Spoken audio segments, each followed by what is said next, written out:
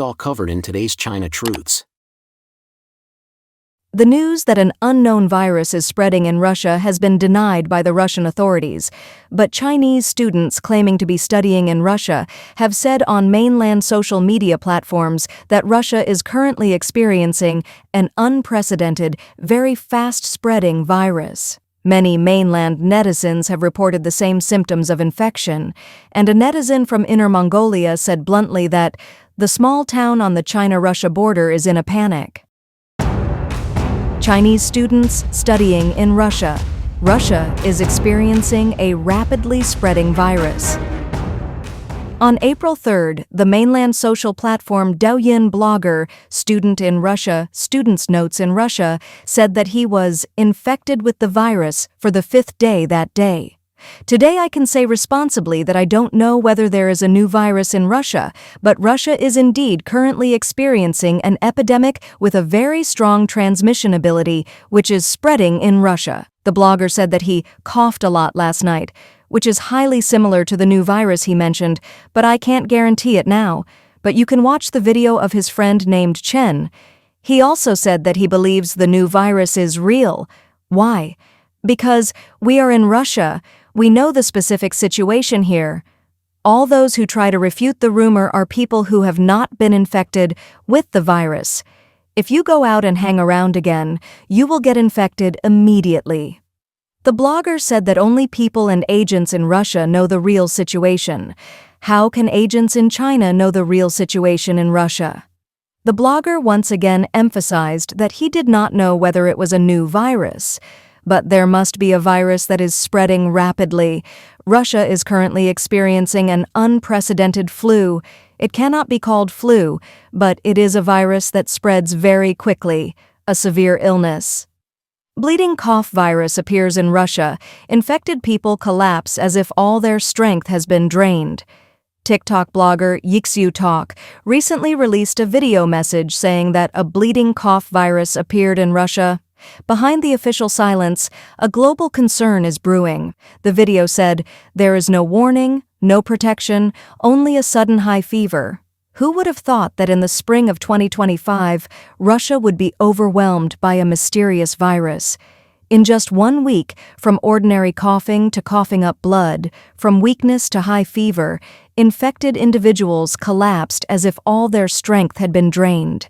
What's even more concerning is that this virus does not respond to antibiotics. The video pointed out that the cause of the incident was that at the end of March, a group of patients with strange symptoms suddenly poured into hospitals in many parts of Russia. In fact, they just had headaches and fatigue, but in just 48 hours, their body temperature soared to 39 degrees Celsius. They coughed intensely and even vomited blood. Some patients struggled to breathe when coughing up blood on the 5th day, and others showed unusual symptoms like watery eyes and being unable to get out of bed. Related video comments area online. Comments overturned. The small town on the Sino-Russian border is panicking. An Inner Mongolian netizen said, "The small town on the Sino-Russian border is panicking." A Shanxi netizen said, "It's too late." The outbreak in Russia may not necessarily be confined to Russia. Compared with us during the COVID-19 period, this may be the next wave of viruses that severely threatens human health. Netizens in Liaoning, Fujian, Hunan, Shandong, and Guangdong said that they were coughing up blood. "I coughed up blood immediately and it's very serious now. I had a fever and coughed up blood last week, and the doctor said I was infected with the coronavirus. I already have some blood streaks. I have been coughing a lot recently with a little blood streaks. I have been coughing for more than a month, and there have been a few days of coughing up blood, which scared me and made me feel like I was in serious danger." Netizens in Beijing, Tianjin, Shandong, and other places said that the local area was on holiday. Beijing schools have already notified that classes will be suspended for 3 days on the 4th, 5th, and 6th. The situation is quite serious. Tianjin has already notified that schools and work will be suspended on the 4th, 5th, and 6th. No wonder the whole country has a unified holiday for 3 days on the 4th, 5th, and 6th. It's too frightening. Shanxi netizens said, "There are also many people coughing in China, the kind that can cause serious illness." Some netizens complained there was no such thing in Wuhan back then. For such things, any news media, rumor busting, cannot be trusted. They will conceal it and let time prove it. Wait for a month to give it time to spread. When it can't be concealed, they will panic. Some netizens expressed despair. My mother is like this. She has been in the ICU for several days and the source of infection cannot be found. She might not make it. New virus is spreading in Russia? Russian officials, not found. According to Jimian News, a news story from Russia recently attracted attention from the outside world.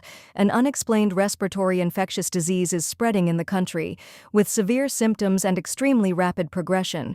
It is neither COVID-19 nor the common cold virus. On March 31st, officials from the Russian Consumer Protection and Public Welfare Supervision Service, Rospotrebnadzor, issued a statement saying, "There is no evidence that a new or unexplained virus is spreading in the Russian Federation." The agency is one of the main institutions of the Russian government responsible for public health affairs. Russian officials said that these rumors originated from the shot channel on the social media platform Telegram. The rumors claimed that patients in multiple cities reported high fever, body aches, and severe coughs for several weeks, sometimes accompanied by coughing up blood. Telegram has a wide range of users in Russia. Patient Ms. Alexandra told Shot that on the 5th day of her illness, she began to cough up blood, and even after taking antibiotics for a week, the cough did not stop. Doctors eventually diagnosed her with mycoplasma pneumonia. Other patients described symptoms including pain and fatigue. Doctors listed the cause as unexplained acute upper respiratory tract infection and recommended calling an ambulance if symptoms worsened. These reports were subsequently reprinted by mainstream Russian media, including Lenta.ru and Nuizv.ru. One patient told Nuizv, "It's a nightmare. My ribs hurt because of the cough, I can't eat, and sometimes even the medicine makes me feel uncomfortable." Another patient said, "The cough has not gone away for more than a month and the fever has lasted for nearly 3 weeks. I didn't feel this bad when I had COVID-19. According to a report by Sinchu Daily on the 1st, the official media Russian news agency quoted virologist and doctor of medicine Zuyev as confirming that a viral disease with unknown cause has broken out. Zuyev advised people to wear masks, not to go out unless necessary, and to avoid gathering as much as possible because the virus is spreading from person to person through the air, which is the most effective way. At present, doctors have not yet determined the cause of the disease and the type of virus. Medical experts are studying new cases of infection and trying to find the source and treatment of the unknown virus. However, it should be noted that neither international nor Russian health authorities have confirmed the existence of a new virus causing hemoptysis. Current information suggests that these cases may be associated with infection by Mycoplasma pneumonia, a known cause of pneumonia. Unknown virus breaks out in Europe, matching Brandon's prediction. The Third Eye platform of Clean World recently released a video stating that the news of the discovery of a new virus in Russia appeared in March, and Brandon's prediction had previously involved this matter. On January 29th this year, Brandon said in the show that this was the 4th time God talked to him about this dangerous virus that would cause widespread suffering. God warned him that 350 million people would be affected, which would be similar to the Black Death in the 1300s. Brandon saw that this red infection spread like blood, getting darker and darker until it covered Africa and the Middle East, and then spread to South America. He reminded us to focus on the 3 months of March, April, and May. Brandon said that there will be plagues, wars, earthquakes, and famines in the end times. He is a little nervous and time is running out because God said these things will happen. Military officers resist investigations, multiple fatalities reported. The Chinese Communist Party, CCP, continues its purge of the military. Following the third plenary session in July, numerous signs suggest significant disruptions within the military ranks due to the ongoing cleansing. A scholar has revealed internal reports from the CCP about 2 incidents involving resistance to investigations within the military, resulting in multiple fatalities, including a person taking their own life.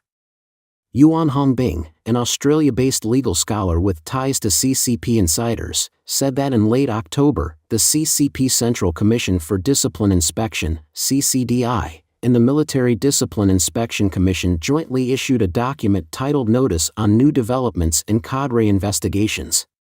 This document described two cases. Case 1, in late August 2024, within the Central Theater Command, a logistics officer surnamed Liu, holding the rank of colonel, shot and killed 2 investigators from the Military Disciplinary Commission during an investigation and then took his own life with his service weapon. Case 2, in early September, within the Southern Theater Command, a naval officer overseeing equipment, holding the rank of senior colonel, killed 4 investigators with his service weapon during an investigation. He was subsequently shot dead by nearby guards. According to Yuan, the CCP internally circulated the notice about these 2 incidents, instructing investigators to remain vigilant and wear bulletproof vests during high-risk investigations. The vests are now being centrally procured and distributed by the CCDI and the Military Commission. Yuan stated that the notice caused a significant stir in Beijing's political circles. He remarked, previously, when officials were cornered, they would take their own life, often by jumping off buildings. But now, it seems they are escalating to armed resistance and direct confrontation with investigators.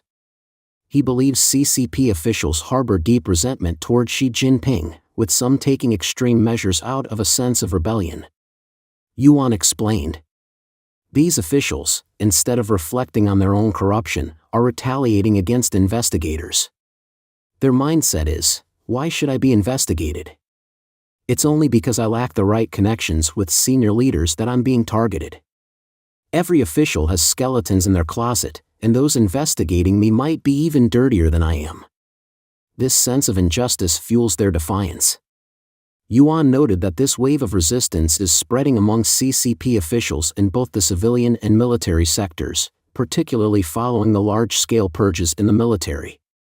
Since last year, the CCP has subjected numerous military leaders to investigations, including 2 former defense ministers, the leadership of the Rocket Force, the Strategic Support Force, and over 100 senior officials in the military-industrial sector. The leadership of the Military Equipment Department has also been thoroughly investigated. On November 28, the director of the Central Military Commission's Political Work Department, Miao Hua, came under investigation. Current Rocket Force Commander Wang Houbin and Defense Minister Dong Jun have reportedly also been implicated in the Miaohua case. Recently, there has been information in Beijing political circles that Liu Yuan, the son of former Chinese President Liu Shaoqi and a retired general, submitted a letter to the CCP Central Committee, expressing grave concerns. Yuan Hongbing revealed some details of the letter, allegedly leaked by conscientious individuals within the CCP. In the letter, Liu Yuan reportedly warned of a political crisis that threatens the CCP's rule, citing widespread discontent among officials and instability within the military. He wrote, "Many officers now keep loaded firearms with them at all times, prepared to fight to the death with investigators if arrested. They would rather die in confrontation than endure the humiliation of imprisonment." On December 10, Yu Jianhua, the head of the General Administration of Customs and a former special envoy of Xi Jinping, reportedly took his own life using a gun in his office after being summoned for questioning by the CCDI. However, official statements issued the following day claimed that Yu died of sudden illness, leaving the true cause of his death unclear. Yuan also highlighted a growing trend of corruption involving cryptocurrency. He explained that higher-ranking officials often use cryptocurrency wallets to facilitate bribes and transfer wealth abroad. This allows them to circumvent traditional anti-corruption measures. He pointed out that officials below the county level or military brigade rank generally engage in more traditional forms of bribery. However, senior officials have increasingly adopted sophisticated methods, including the use of cryptocurrency wallets. For instance, the senior colonel from the Southern Theater Command reportedly used a cryptocurrency wallet to transfer funds abroad through an intermediary, emboldening him to resist investigation. A 2022 article published in Theory and Reform, a journal run by the CCP's Sichuan Provincial Party School, acknowledged the difficulty of addressing new forms of corruption.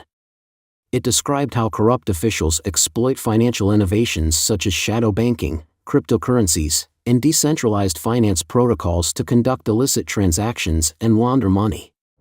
Beijing fully rolls out individual pension scheme, experts call it another exploitation.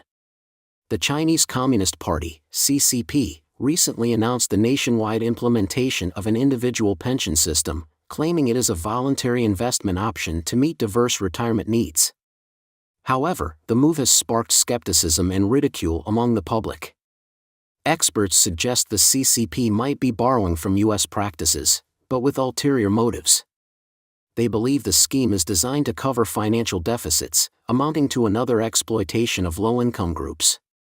On December 12, China's Ministry of Human Resources and Social Security, along with 4 other departments, announced that the individual pension scheme, previously piloted in 36 cities, would be implemented nationwide starting December 15. The scheme allows individuals to voluntarily contribute up to 12,000 yuan annually, or approximately $1,650, to a designated account and invest in approved financial products. Participants will access these funds upon reaching retirement age, supplementing their basic pension. The CCP claims that these funds are distinct from ordinary financial investments and offer deferred tax benefits, where taxes are applied only upon withdrawal. To promote returns, the scheme expands the pool of eligible financial products to include savings deposits, commercial pension insurance, mutual funds, and specific index funds. The policy also adds conditions under which participants can access the funds earlier, such as in cases of major illness or prolonged unemployment. China's plunging birth rate, severe aging population, and strained local government finances have already caused concerns over the sustainability of the country's existing pension system. The introduction of the individual pension scheme has prompted many citizens to voice doubts. Critics argue that 12,000 yuan annually is unaffordable for low-income groups and insufficient for wealthier individuals. Others question the reliability of approved financial products and express fears of investment losses or systemic defaults. One netizen remarked, "This is a Ponzi scheme." Another added, "I won't give a single penny to the state. I can't even afford basic pension contributions, let alone this individual pension nonsense." On international social media platforms like X, formerly Twitter, users compared the shifting narratives surrounding pensions, from "the government will support you" to "it's shameful to rely on the government for retirement." Many called the scheme another instance of the CCP exploiting its citizens. Professor Xie Tian of the University of South Carolina Aiken said that the scheme seems modeled on individual retirement accounts, or IRAs, in the U.S., but with a critical difference in execution and intent.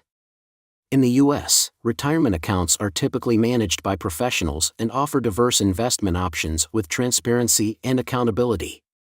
In contrast, Xie argues that China's financial products lack transparency and are prone to systemic risks. The CCP is enticing citizens with tax benefits to divert their retirement savings into high-risk financial products, effectively using their money to bail out the financial sector. "This is morally reprehensible," Xie said. He added that the CCP's motive is twofold: to shirk its own responsibility for citizens' pensions and to channel funds into risky financial ventures to prop up the struggling economy. China's pension system is already burdened by misuse and deficits. For instance, health insurance funds have reportedly been redirected to pandemic control measures, and pensions in several regions are believed to be insolvent. A 2023 report from the Chinese Academy of Social Sciences predicted that urban employee pension funds could run out by 2035. The International Monetary Fund, IMF, also forecasts continued economic stagnation in China, further straining its pension system. In November, official data revealed that the average monthly pension for corporate retirees is $434, while rural and urban residents receive only $29 on average. Civil servants and government employees, however, enjoy pensions nearly double the national average due to supplementary retirement funds. Economic scholar David Huang highlighted the stark inequality in China's pension system, which favors government employees over private sector workers and rural residents. He argued that the individual pension scheme fails to address this inequity and places an undue burden on low-income groups. Most low-income individuals cannot afford these contributions, and even if they do, their eventual returns may not exceed their investment. Coupled with China's aging population and inadequate healthcare, this policy amounts to another exploitation of the poor, Huang said. A 2020 statement by late former Premier Li Keqiang revealed that 600 million Chinese citizens earn less than $137 per month, highlighting the economic disparity. The CCP's misuse of pension funds has been widely criticized. In September, a directive encouraged pension funds and insurance assets to enter the market to stabilize capital markets. Critics like economist Li Hengqing argued that this represents a desperate gamble with citizens' savings. Similarly, the State-Owned Assets Supervision and Administration Commission, SASAC, recently urged central enterprises to establish venture capital funds, suggesting the use of pension funds for high-risk investments. Huang warned that such policies could endanger citizens' savings. Pension funds are meant to be low-risk and secure, but the CCP is using them to gamble on speculative industries. This is a systemic failure of governance, he concluded.